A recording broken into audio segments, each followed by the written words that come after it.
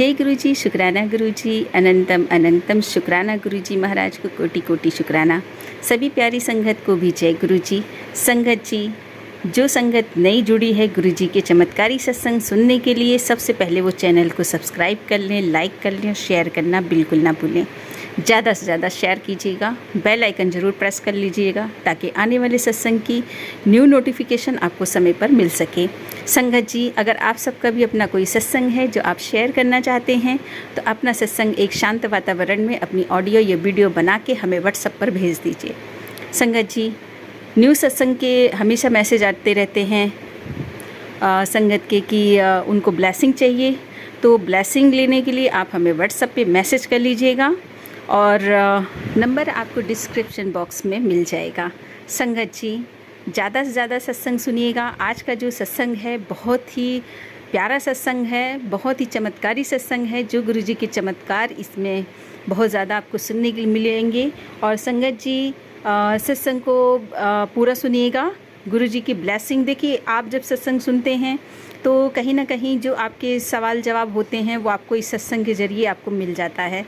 तो आपको सत्संग हमेशा सुनना चाहिए और पूरा सुनना चाहिए। न जाने आपके कौन से ऐसे क्वेश्चन हैं जिनका आंसर आपको सत्संग के ज़रिए मिल जाए और गुरुजी आपको कोई इशारा होता है गुरुजी का, है ना। तो सत्संग आप पूरा सुनिएगा।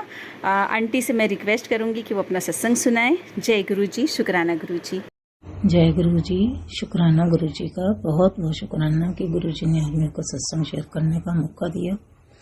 सत्संग तो गुरुजी की कृपा से बहुत सत्संग है, हर दिन शुरू होते ही सत्संग शुरू हो जाता है। पर मैं आपसे सत्संग जब से मैं जननी गुरुजी की देन से, गुरुजी की कृपा से 2012 से मेरी गुरुजी से जननी शुरू हुई। एक दिन की आंटी, मेरी फ्रेंड हमारे पड़ोस में रहती हैं, तो वो एक दिन हमारे घर में आती हैं तो बोलती हैं कि भाभी आप गुरुजी के आश्रम चल रहे हो। मैंने कहा कौन से गुरुजी, मैं तो किसी गुरुजी को जानती ही नहीं हूँ। उन्होंने बोला कि हमारे गुरुजी छतरपुर वाले हैं और मेरी गाड़ी में जगह खाली है तो आप चलो। ये बस गुरुजी की एक मेहर थी मेरे ऊपर, बहुत बहुत मेहर थी कि मेरे को घर बैठे गुरुजी ने बुलाया और अपने से जोड़ा। उसके लिए गुरुजी का बहुत बहुत शुक्राना।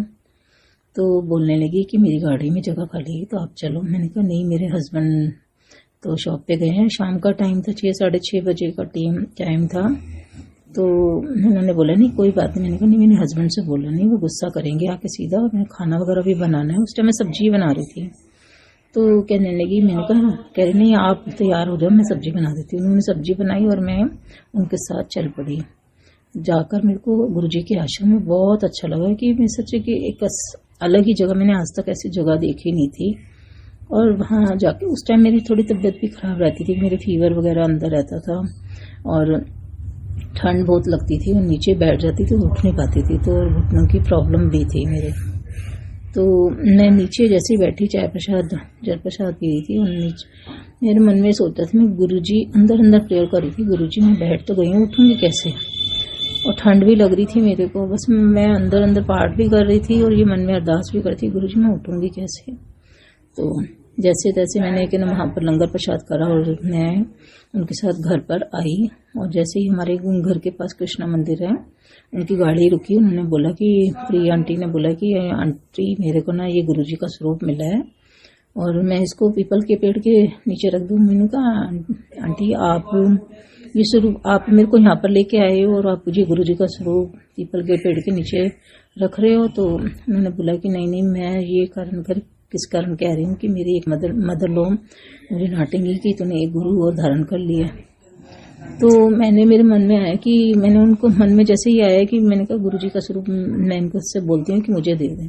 इनका आप ऐसे करो, यहाँ मत रखो, मुझे गुरुजी का स्वरूप दे दो। मैं वो गुरुजी का स्वरूप ले आई और जैसे ही मैंने रात को लेट आए थे तो मैंने गुरुजी का स्वरूप जो फोल्ड करा था वो फ्रिज पे रखा और सो गए, क्योंकि लेट हो गया था, 10 साढ़े 10 बज गए थे। तो उस टाइम में मैंने वो गुरुजी का स्वरूप फ्रिज पे रख दिया और रात को लेट गए। सुबह जैसे रूटीन होता है कि नहाना धोना और जोत बत्ती करनी, तो मैं कर रही थी और मैंने सुबह ही गुरुजी का स्वरूप झुनसा था अपने वॉल पे सेलो टेप से लगा दिया।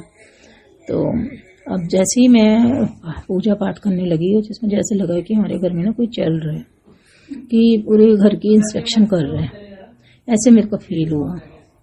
तो इस तरीके से कि उस दिन मेरे को ऐसा फील हुआ। नेक्स्ट डे उसके बाद ये हुआ कि मेरे ऊपर 2012 में बहुत ज़्यादा एक तरह का कठिन समय था मेरे पास। एक तो मेरे बेटे की तबीयत खराब, मेरे हस्बैंड की तबीयत खराब, और हस्बैंड कमाने वाला घर में पड़ जाए तो फिर शॉप भी हमारी रेंट पे ही थी, और मैंने आज तक भी अपनी शॉप भी पे जाके भी नहीं देखा था किस तरीके से काम होता है। शूज़ का हमारा काम था। अब बच्चों का पालन पोषण करने के लिए तो कमाना भी पड़ता है, तो मैं अकेली ही शॉप पे जाने लगी। उधर मैं गुरुजी से अरदास करती थी कि गुरुजी किस तरीके से, मैंने तो आज तक शॉप पे कोई काम ही नहीं करा, तो मैं कैसे करूँगी। घर पे हस्बैंड बीमार है, बेटा 12th में पढ़ता है, बच्चों की स्कूल की फीस वगैरह कैसे होगा, शॉप का रेंट वगैरह कैसे होगी। मन में मैं करती रहती थी और मेरी आंखों में से आंसू आते थे कि गुरुजी, जेंट्स शूज़ की हमारी शॉप थी और जेंट्स को जूते पैरों में पहनाने पड़ते थे कि गुरुजी ऐसे दिन मेरे को देखने पड़ रहे हैं। और एक हमारा फ्लैट था, उसमें ना कि हमने एक लड़की को किराए पे घर दिया था, तो उसके किसी कारणवश पे जेल हो गई।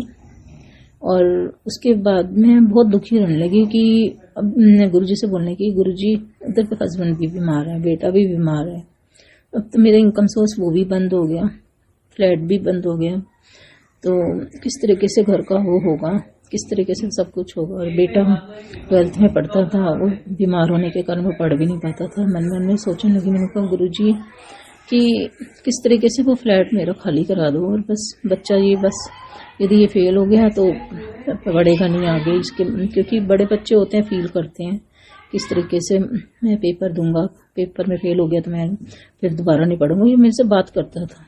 तो मैं गुरुजी से मन में दुकान पे बैठे बैठे अरदास करती रहती थी, गुरुजी आपको पता है। तो बस इस तरीके से मैं बातचीत करती रहती थी। तो एक ही महीना बीता था, तो दिवाली से 2 दिन पहले धनतेरस आती है, और हमारा घर ग्राउंड फ्लोर पे, दरवाजा खोलते सर ना हमारा सड़क दिखती है, 7 सीढ़ियाँ हमारे घर में, और उधर से हमारा जाली वाला दरवाजा ही बंद रहता था। गर्मी तो हमेशा मेरा जाली वाला दरवाजा ही बंद रहता था, लकड़ी वाला मैं कभी नहीं करती थी। तो मुझे आवाज़ आती है हरिओम नमः शिवाय। नीचे कोई मेरे को मांगने वाला दिखा, पर हमारे घर गली में इतने मांगने वाले रहते थे, लेकिन मैंने ऐसा अद्भुत चेहरा कि कभी नहीं देखा। मैं मन में सोच रही, मैंने कहा ये ऐसे कौन है, ये बहुत लंबे से एक इंसान आए, आदमी से काले से कपड़े पहने हुए थे, और तो मेरे मन में ये बार बार आता है कि ऐसा है कौन सा, पर उनके चेहरे पे इतना नूर था। मैंने अपने मंदिर के ड्रॉर में से 10 रुपये निकाल के नीचे में गई और उनको 10 रुपये का नोट दिया। उन्होंने मेरे सिर पे हाथ रखा और मेरी बॉडी वाइब्रेट करने लगी। तो और फिर मेरे को मेरे सिर पे हाथ रख कर बोला कि तेरा जो नटखट बेटा है तेरी वही सेवा करेगा, और तू पूर्णमासी वाले दिन एक कन्या को खाना खिलाया कर। और उसके बाद उन्होंने मेरे को 3 चीज़ें दी और मेरे हाथ में थमाई, और मैं थोड़े 10 मिनट तक मैं उनके साथ ही नीचे रही, और उन्होंने मेरे सिर पे हाथ रखा, मेरी बॉडी ऐसे वाइब्रेट होने लगी। फिर मेरे मन में आया कि क्योंकि आजकल टाइम ख़राब है कि किस तरीके का है, तो इतना सुनकर मैं ऊपर आ गई, अपने घर के दरवाज़ा बंद करने लगी। वो नीचे से आवाज़ दे रहे थे पूर्णमासी लंगर, पूर्णमासी लंगर। इतना देख के मैंने दरवाज़ा बंद कर दिया। बस उसके बाद फिर मैं शॉप पे अपने हस्बैंड को खाना खुना देने चली गई। उसके बाद और वो बोल रहे थे, हाँ उन्होंने ये भी बोला था कि तेरे 7 तारीख के बाद काम बनने शुरू होंगे, जो तेरा नटखट बेटा वही तेरी सेवा करेगा, और पूर्णमासी के दिन एक कंजक को खाना खिलाया कर। तो ये मेरे को कह के गए थे। और जैसे ही मैंने वो ऊपर ये बात सुन के अंदर आई, दरवाज़ा बन गया, तो बार बार नीचे से बोले पूर्णमासी लंगर, पूर्णमासी लंगर। तो जो उन्होंने मेरे को 3 चीज़ें दी थी वो मैंने ऐसे ही, जैसे मैंने समझ के ऐसे कुछ इतना रिस्पॉन्स भी नहीं दिया। वो 3 चीज़ें मैंने कागज़ के टुकड़े में लपेट के ऐसे ही अलमारी के ऊपर रख दी। उसके बाद मैं अपने हस्बैंड को खाना देने शॉप पे चली गई। बस दिन बीतता गया। अब वो जो मेरी जो किराएदारनी थी, वो हमारा मकान जो उसमें बंद हो गया और रेंट सोर्स भी ख़त्म हो गया। तो मैं गुरुजी से प्रेयर करती रहती थी।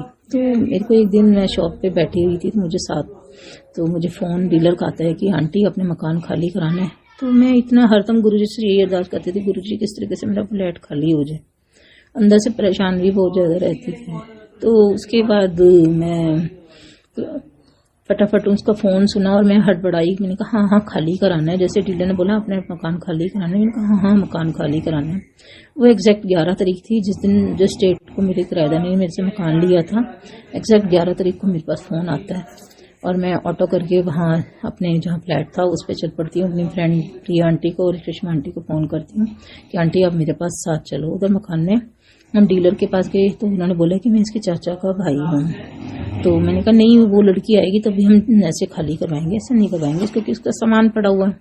उन्होंने बोला कि मैं उनसे मिल के आए हैं, तो उन्होंने बोला कि आंटी के ऊपर किराया ना ज़्यादा ना चढ़ जाए, तो इस करके आज महीना पूरा हो गया जो। और गुरुजी ने मेरा ऐसा सोचा कि एक भी पैसे का लॉस नहीं करा कि एक महीना ही बीता था, 11 तारीख को से लिया था, जो सिक्योरिटी थी वही एडजस्ट हो गई उससे। मेरे को एक पैसा देना भी नहीं पड़ा, ना मेरे पैसे का लॉस हुआ। इतना कह के उन्होंने आधार कार्ड वगैरह मेरे को सारे दिखाए, अपने सारे डॉक्यूमेंट दिखाए कि हमने उनका सामान वगैरह सारा दिया, जो जो था खाली करवा के उनको अपना मकान खाली हो गया। गुरुजी ने मेरा मकान खाली करवा दिया। तो इसमें गुरुजी का बहुत बहुत शुक्राना। और गुरुजी ने बोला था तेरे 7 तारीख को बाद काम बनने शुरू होंगे, तो वो एग्जैक्ट 11 तारीख के 7 तारीख के बाद 11 तारीख आती है। तो ये मेरी प्रॉब्लम गुरुजी ने सॉल्व कर दी। दूसरा जो मेरे हस्बैंड बीमार रहते थे, थोड़ा थोड़ा वो भी ठीक होने लगे। हस्बैंड वो शॉप पे मेरे साथ जाने लगे। उसके बाद बेटा था बीमार था, उसका टाइफाइड बिगड़ गया था। तो फिर 12th के पेपर को सिर्फ 15 दिन रहते थे, वो पढ़ता भी नहीं था, उसके फीवर नहीं उतरता था। तो मैं भी गुरुजी से अरदास करती थी कि गुरुजी मैं इतनी फीसें भरती हूँ और उसके बाद ये पास नहीं हुआ तो फिर बच्चे पढ़ते भी नहीं है। उसके बाद मन उसका खट्टा हो जाएगा कि मैं स्कूल नहीं जाऊँ। पहले ही बोलता था मैं यदि फेल हो गया तो मैं स्कूल नहीं जाऊँ। तो मैं कहती थी गुरुजी इसको कैसे, आपको पता है पास होने में भलाई है, फेल होने में भलाई है, ये आपको पता है। ये शॉप पे मैं अंदर मन में अरदास करती रहती थी। उसके बाद 15 दिन रह गए थे। गुरुजी ने उसको पता नहीं उसके दिमाग में क्या डाला। गुरुजी की रहमत इतनी हुई कि मेरे ऊपर कि उसके दिमाग में ऐसा हुआ कि वो रात को जैसे खाना पुना खा के अपना रूम में बैठा और रूम बंद करके एक एक क्वेश्चन लर्न करके लिखने लग गया। 15 दिन के बाद जब पेपर देने गया तो मैं उससे पूछती थी कैसा हुआ, कहता मम्मी मैं तो फेल हो जाऊंगा। उसके बाद ये उसने जब हमारा रिजल्ट, उसके बेटे का रिजल्ट, रोल नंबर डाला रिजल्ट के लिए, तो उसके सोचो 85% मार्क्स है। ये गुरुजी की वजह से मेरे इतने कष्ट कटे। तो गुरुजी ऐसे हैं हमारे गुरुजी। गुरुजी मन की भावना जानते हैं, क्या किसके मन में है क्या नहीं है। गुरुजी की वजह से ही हम आज हैं, गुरुजी की वजह से मेरे सारे कष्ट कटे। गुरुजी के इतने एहसान है, हम उनको कभी उनका कि हम सोचे कि उसका कभी भी अपने शब्दों में बयान नहीं कर सकते। इतनी रहमतें हमारे पर करते हैं। तो गुरुजी का इतना शुक्राना। गुरुजी मैं इतना वर्ड बोल नहीं पा रही हूँ। गुरुजी आपका बहुत बहुत शुक्राना जो इस परिवार को आपने संभाला हो इतनी अच्छी तरीके से, बहुत बहुत शुक्राना। तो गुरुजी तो नामुमकिन को भी मुमकिन कर देते हैं। तो मैं इसी तरीके से आपको कहती हूँ कि गुरुजी से पर विश्वास रखो, कोई मन में वो चीज़ मत करो कि कैसे होगा कैसे नहीं होगा। मैं 0 थी, गुरुजी ने मेरे को 100 पर लाकर खड़ा करा। गुरुजी आपका बहुत बहुत शुक्राना, बहुत बहुत शुक्राना, अंतम शुक्राना, कोट कोट शुक्राना। बस गुरुजी जितने भी सांस आपने बख्शे हैं उसको अपना सेवा सिमरन भक्ति में लगा के रखना गुरुजी। उसके बाद मैं प्रिया आंटी से शेयर करती रहती कि मेरी ये प्रॉब्लम सॉल्व हो जाए तो मैं सत्संग शेयर अपना करवाऊंगी घर पर। तो फिर मेरे को एक दिन मैं कपड़े सूखने डाल रही थी तो मेरे को प्रिया आंटी बोलती कि आंटी आपने सत्संग नहीं कराना। तो मैंने कहा हाँ करवाना है। मेरी बेटी उस टाइम नोएडा में रहती थी पीजी में, तो मैंने कहा उसकी जब छुट्टी होगी तो मैं ही तब सत्संग करवाऊंगी। क्या बोले परसों ही तो पूर्णमासी है और वो गुरु नानक बर्थडे है, तो मैंने कहा चलो परसों ही करवा ले। तो उन्होंने सारा अरेंजमेंट करा, मैंने कभी सत्संग करवाया नहीं। तो इस तरीके से उन्होंने सारा अरेंज करा। कैसे गुरुजी ने संगत, हमने 200 बंदों का लंगर बनाया था, पता नहीं कहाँ कहाँ से संगत आई। वो इतना लंगर बच्चा हमारा, इतना संगत कहाँ कहाँ से आई। मेरे 3 रूम भर गए, बाहर पार्किंग भर गई, गली भर गई। तो गुरुजी की रहमत से इतना अच्छा सत्संग हुआ। जब मैं सत्संग में बैठी हुई थी तो मैं नीचे बैठ जाती थी, उठ नहीं पाती थी तो ऐसे मैं सत्संग जब शब्द चल रहा था तो उसमें मेरे को फील हुआ कि मेरी हल्के हल्के हाथ से कोई कमर दबा रहे हैं। मेरी कमर में भी बहुत दर्द रहती थी, उसके कारण मैं उठ नहीं पाती थी। तो गुरुजी ने वो दिन गया तो मेरी कमर भी ठीक हो गई। इस तरीके से गुरुजी ने जो बार बार कह रहे थे पूर्णमासी लंगर, पूर्णमासी लंगर, पूर्णमासी के दिन हमारे घर में सत्संग हुआ। गुरु नानक बर्थडे के दिन ही पूर्णमासी होती है, तो उस दिन हमारा सत्संग हुआ। तो मेरे को उस बात का अभी तक मेरे को पता नहीं चला था किस तरीके से हमारे घर में वो सत्संग गुरुजी ने करवाया। उसके बाद 3 दिन बाद संडे को किसी घर से मैसेज मेरे को आता है कि गुरुजी का सत्संग है। तो मैं उनके घर में सत्संग में गई। मैं थोड़ा सा लेट पहुंची थी। वहाँ मैंने गुरुजी को प्रणाम किया और चाय प्रसाद पिया। चाय प्रसाद पीते पीते मेरे को आंखों में से इतना आंसू आ रहे थे, मेरे को नहीं पता, वो गुरुजी को पता है कि इतना मैं रो रही थी, अंदर आंसू बंद नहीं हो रहे थे। फिर मैंने लंगर प्रसाद करा। लंगर प्रसाद में थोड़ा सा मैंने उनको बोला कि थोड़ा सा मेरे को एक चपाती प्रसाद और दे दो, और मैंने मन में था कि बेटी आई हुई है तो उसके लिए मैं प्रसाद ले जाऊँ। मैंने वो लंगर की थाली ली, अपना लंगर कंप्लीट किया और उसमें थोड़ी एक चपाती और एक्स्ट्रा डलवा ली थी और ढककर मैं गुरुजी से आज्ञा लेने लगी कि गुरुजी कि मुझे आज्ञा दो, मैं घर जाऊँ। इतनी देर में गुरुजी की आवाज़ आती है कि तू पहचाने नहीं पूर्णमासी लंगर दिन। उधर ही मेरे गुरुजी की मैं अंदर इस रास्ते में पूरे रास्ते में रोती है कि मैं गुरुजी को देख के मैंने दरवाज़ा बंद कर दिया था। जब हमारे घर में आए थे गुरुजी तो साक्षात भगवान बन के हमारे घर में आए थे। गुरुजी थैंक यू गुरुजी, मेरे को माफ़ करना गुरुजी, मैं अनजान थी, कुछ नहीं था। आपके रूप को तो कोई भी पहचान नहीं पाता गुरुजी, इसके लिए मेरे को क्षमा करना। बस गुरुजी मैं आपसे अरदास करती हूँ गुरुजी, आपकी वजह से आज मैं हूँ, ये परिवार है और बहुत अच्छी तरीके से ये परिवार चला रहा है, मेरा आपकी वजह से वजूद है। तो शुक्राना गुरुजी, आपका बहुत बहुत शुक्राना, अनंतम शुक्राना। इतना विश्वास बख्शे गुरुजी, मेरी प्रार्थना है कि गुरुजी इसको अपना सिमरन करवाते करवाते अपने साथ ले जाना गुरुजी। थैंक यू गुरुजी, शुक्राना।